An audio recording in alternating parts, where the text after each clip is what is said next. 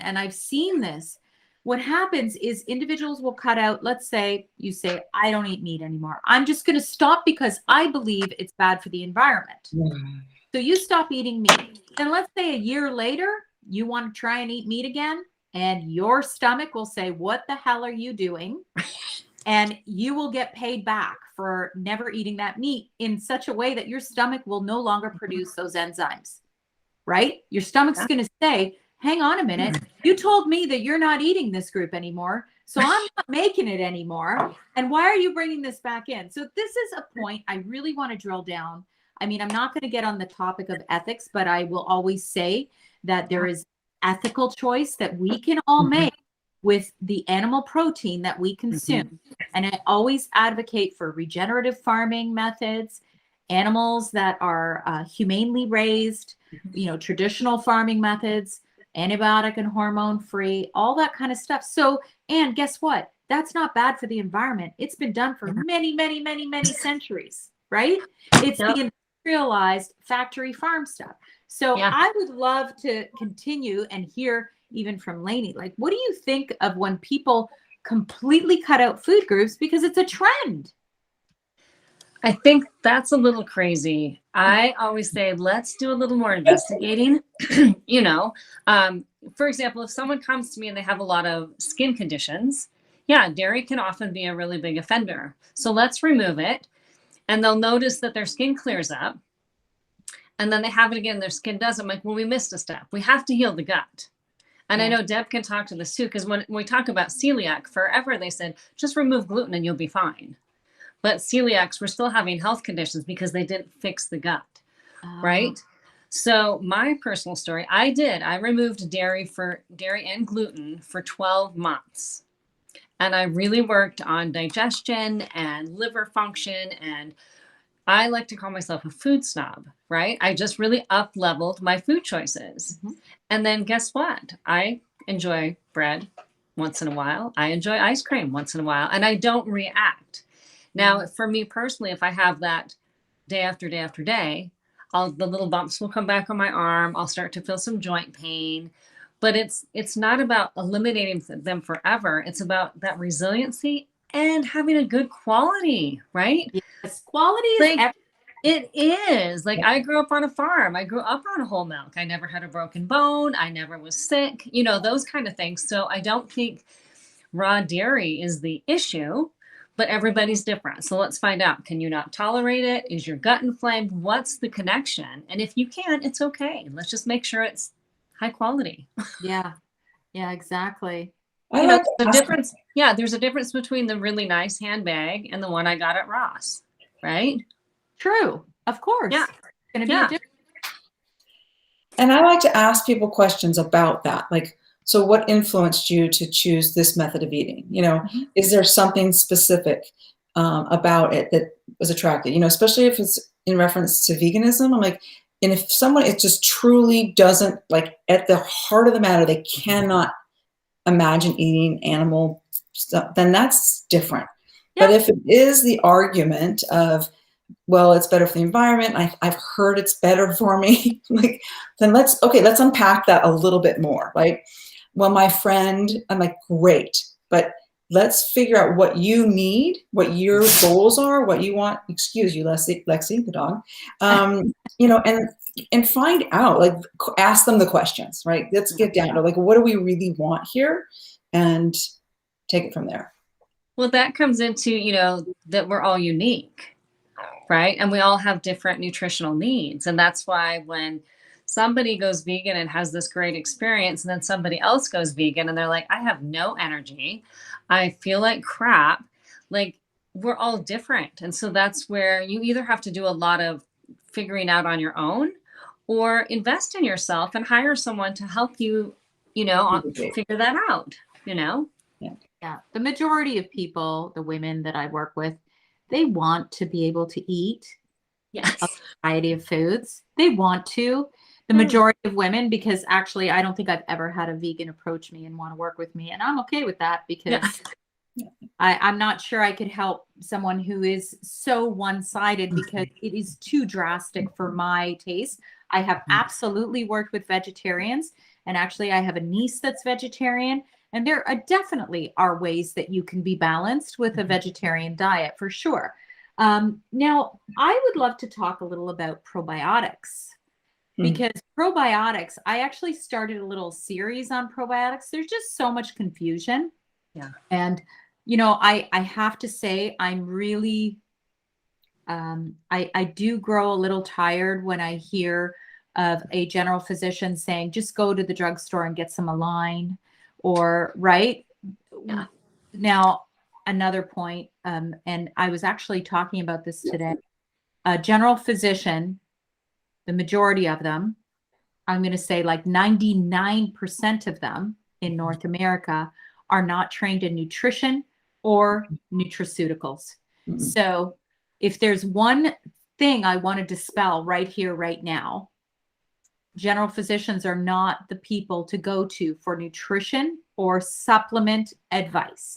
They will tell you to go to Costco and grab, their vitamin D there or something like that. So there is a difference between quality of therapeutic grade supplements versus the stuff you find at Costco or at the drugstore. So I want to definitely put that out there. And it's not just because I'm a holistic nutritionist. That's not the only reason why. I'm trained in nutraceuticals and in chemistry and diet and wellness, and how what we eat and what we take in can affect our overall wellness. Physicians aren't. So I wanted to make that really clear. But back to probiotics. That's huge because people are confused. So, Laini, I know that you work with both. So I personally only have so far in my practice recommended human strain. I'm a little bit like, yes, there's immunoglobulins and that sort of thing from Megaspore Biotic, and there's definitely a place for those. But when it comes to spore-based probiotics or soil-based, what are your thoughts on that? I'd like to hear that. Yeah. So I actually did my master's thesis on the gut microbiome, right? Okay. And so there wasn't really a lot of spore-based at the time. Right. So that's newer research that's coming out. But the research that I uncovered and wrote about was really about the fact that we have this diverse microbiome. And so the bifido and lacto strains, Saccharomyces boulardii, these things have been studied for a very long time. Yes. And the difference is, to Deb's point, everything in our environment has changed. So 20, 30 years ago, nobody was taking probiotics. They were eating yogurt and sauerkraut and kimchi and doing just fine, right? Yeah. But now we have all of these environmental triggers that are ruining our gut bacteria, and we don't eat fermented foods regularly. Right. That's not part of what I grew up with. Except for grandma's root beer. I did. The Croatians, they love the fermented cabbage and all that stuff. Right? Yeah, I didn't, but same thing. But we did eat vegetables. Oh, yes. Yes. Right. And so this whole new strain is coming. What triggered me to actually do that study was my professor said, well, how did you get into this field? And I said, well, I wanted to help people manage their weight. And so so I'm like, okay, I'm going to find it. I'm going to find the answer. It's going to be gut bacteria, and you're going to be able to take a probiotic. And no, that's not the case, right? You still have to do all the things. But what I really understood is that it's how diverse your gut bacteria is. Okay. So for a very long time, I was always recommending multiple strains, 10 to 12 strains, because we're looking at diversity. And I would have people alternate their probiotics too, because if you're looking at diversity, you don't want to take the same thing over and over, just as you were speaking to how you're eating. You need to have a diverse array. Yeah. So I don't think everybody has to have a probiotic, but if their diet's not well and they're feeling a little, like things aren't working well, that's where they're supplements. They're meant to supplement. So I have started using the Megaspore and the soil-based and the spore-based. And so from what I understand, and because I've met some of the developers, is that these withstand the stomach acid better, get to the gut, and actually help kind of seed the garden, if you will. So they help the rest of the probiotics grow. So I have seen good results with that with myself and my clients, but in certain cases, right? Short term. Like it's not like you would have them on a soil based for like ever. You know how Some like, yeah, I don't have enough long term to say that. Do you know? Okay. Because I'll usually go symptomology and kind of play with it. Because my goal truly is to get you to not need these things, right? Like let's get to that point where if you're eating the food, right? Exactly. And I think that's the, if we can start to increase some fermented foods, eat a wide variety of vegetables, reduce our stress, the gut bacteria are pretty happy, right? But when we eat the sad diet and we eat the sugars and all the things, then we kind of mess that up and then we have dysfunction. And so that's where sometimes support, or if there's a condition, right? Diarrhea can be, Saccharomyces boulardii is very good for that. So there are definitely strains that are now, there's a lot more research for different conditions, whether that's mental support, and I've seen those more from the human strains, the lacto and the bifido, for more specific. What do you use in your practice for Did you ask- probiotics? Are you asking me or Laini? I'm sorry. Sorry, Deb. Oh, well, probiotic. have you ever heard of seed symbiotic? So that's what I use. I started it myself quite a while ago, and it's a completely different company. I mean, they have a research board. They have all these different scientific people on it. So I am just now learning the very specific strains and the effect on the gut through restorative wellness. But so I don't know all of those details by any stretch of the imagination. So it's so interesting to me. But I do know that their process is so unique, and they go above and beyond, I think, what normal criteria are. So I absolutely love it. The only thing one, Deb, the liquid. Can you see it? No, Yeah. It comes in a glass jar. Oh, there's nothing. They're green pills. Yeah, very cool. They do not have to be refrigerated. The only thing I really tell my people, my friends and clients is don't go to the store and just buy any. You need to know what's the point? If some probiotic isn't going to solve your gut problem. It's just not. Well, and so that's fine.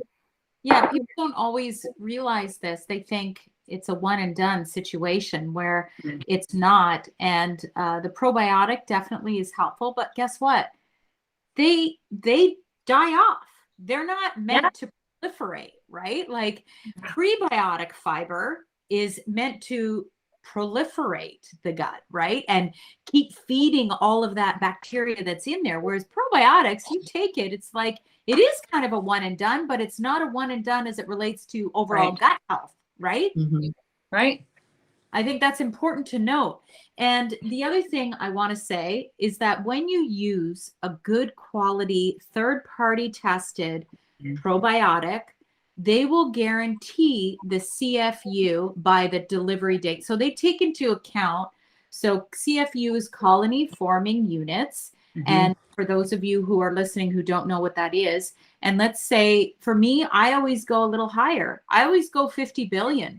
And I go multi-strain, human strain. That's usually how I start off. But then there's some people who can't take it, right? Like, have you ever seen that, Laini, with individuals who have IBS? Yeah. You have to basically go just lacto and bifido blend. Yep. And lower and gradually work them. Yeah. Totally. The more dysbiotic that gut is, you have to be very careful. So even if you can, depending on what the formula is, you can break the capsule open, have half of it even. I've seen people have to start that low, because everything is so out of balance that we just want to be very gentle, right? Yeah. Very gentle. It's not about attacking all the time. Yeah, I think too, like you say, when you all of a sudden introducing all this, a lot of numbers of these new guys coming in, right? They're coming in. If they are new guys, yes. Right. Yeah. And they're displacing this other bacteria, right? That's going to be a trigger for other consequences. So, it is one of those things you kind of need to sometimes know or be your N of one. And yourself. No, it's true. And I like what you were saying too, Laini, about rotating. So I buy different brands because one of the posts that I had put out in Instagram a few weeks ago was how Lactobacillus rhamnosus, let's say, there's a GG, right? So the GG, that's the actual strain. But you can have a lactobacillus rhamnosus from a different company that doesn't use the GG, right? Mhm. And so when you actually diversify with the good quality probiotics that you put in your gut, you're putting all those good guys in there, right? Yeah. And if you have a relatively healthy gut, that should make your gut feel even better if you're balanced and healthy. Yeah. Yes, definitely. That, I mean, I think it's that diversity, that things change. We are not the same person every single day of the week. We are not the same person every single day of the year, right? Seasons change, our gut microbiome changes, our personality change, you know. So we have to, it's not a one and done. Like, this is an ongoing discovery. I mean, the jeans you wore in 6th grade are not the jeans you wear today, right? Sure. Or even the jeans I wore 10 years ago. Right. Or 2 years ago. Yeah. No, that's not happening, but that's okay. Yeah. And so but it's celebrating that, right? And that's, but I think people get really overwhelmed with that. But the truth is, this is a great opportunity for us to relearn and reconnect with ourselves always. Yes, absolutely.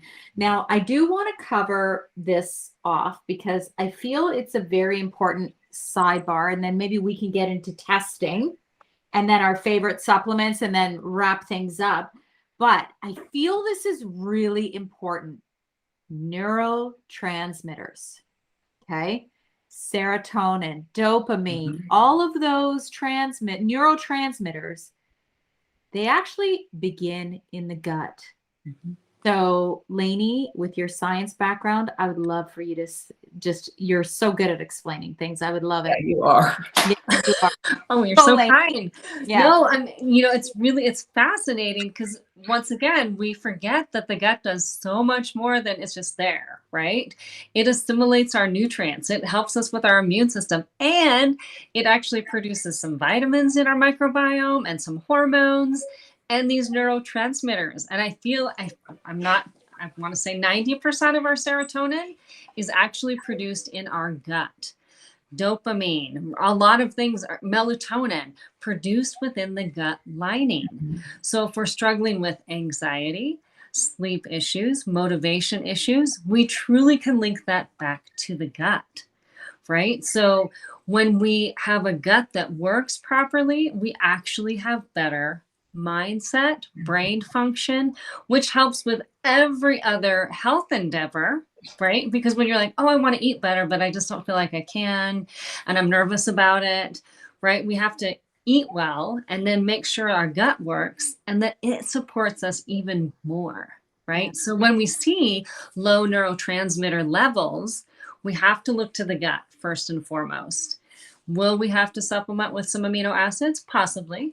Will we have to increase protein? Possibly, likely, but we've got to get the gut functioning first so it can do its job on so many levels. Yeah, and there are tests that you can do to check your neurotransmitter levels because, and I do want to mention this is many years ago in school, there was an actual study where they took federal inmates who were in a high maximum security prison, tons of violence within the prison system.